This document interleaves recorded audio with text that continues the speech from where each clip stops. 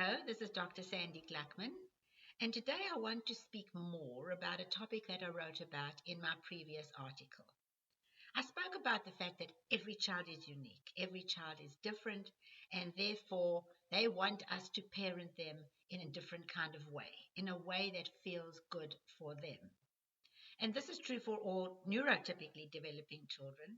Of course, I'm sure you've seen that with your own children. But it is even much more true for children who have got learning, behavior, and mood challenges, because each of these children have got such unique, special needs.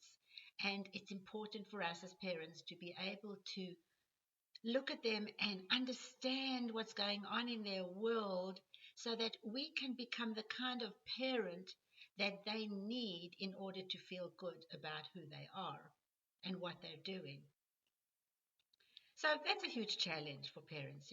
How do you understand what's going on in your child's world?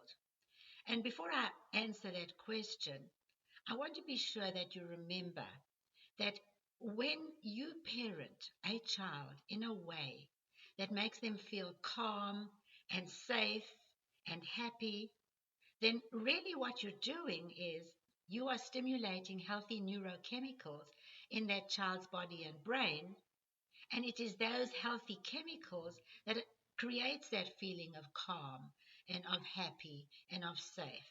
It is these neurochemicals, such as the dopamine, serotonin, endorphins, oxytocin, amongst others, that help the children to feel good about themselves, but also to learn easily, to engage with others positively, to behave positively, and to feel good about themselves and about life. When you parent your child with all the love in the world in a way that does not feel right for them or does not feel good to them for whatever reason that may be, then what you are doing is stimulating the unhealthy neurochemistry. And it is this kind of chemistry that creates stress in the children. So it's important for us to be able to understand, what does my child need from me? How can I parent this child in such a way that I am switching on all the right neurochemistry and allowing that child to reach its highest and fullest potential? So how will you know what kind of parent your child needs you to be? How can you get into your child's world and discover what feels right for them, what needs they have, and how best you can meet these needs? Well, first of all, you need to listen. Listen very carefully. Listen to every word that they say, because buried in those words are all the details that you need, all the cues and the clues that you need about what feels right to them and what doesn't feel right to them. Will they say that directly to you? Mom, this feels great when you do that.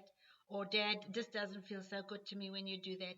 Probably not. Most likely they will not say that. But they will be able to tell you in their own way what you're doing that is working for them or not working for them. It's up to you to be able to listen so that you can hear those cues and get those clues. So let me tell you a story about Jason. Jason is 7 years old.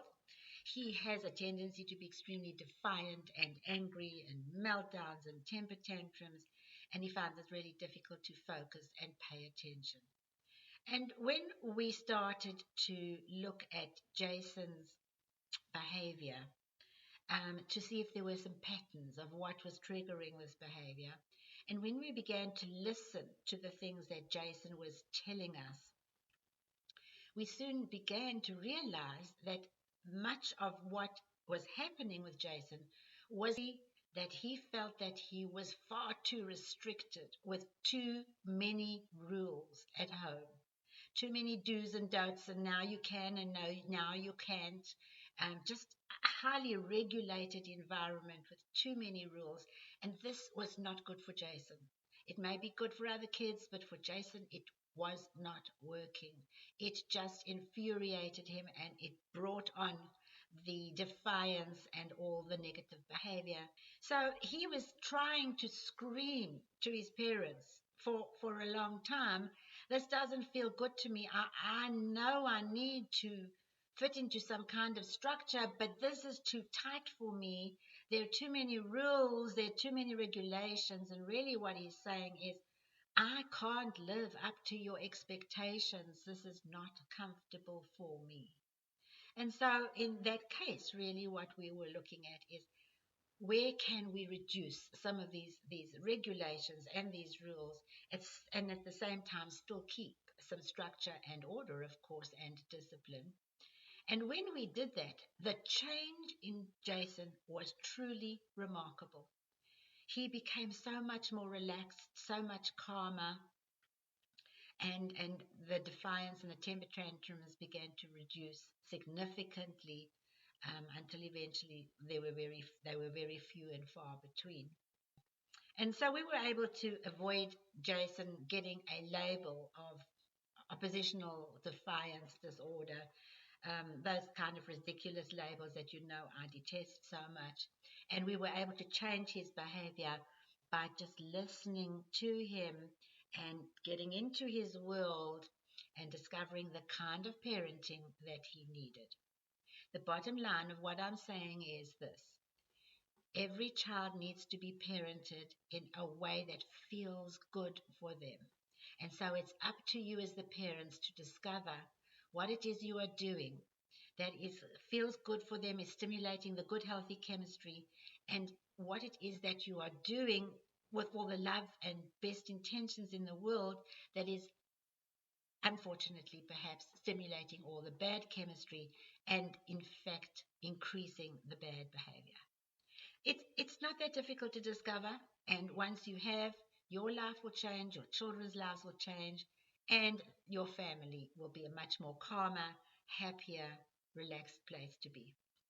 So take care until next time. This is Dr. Sandy saying bye for now.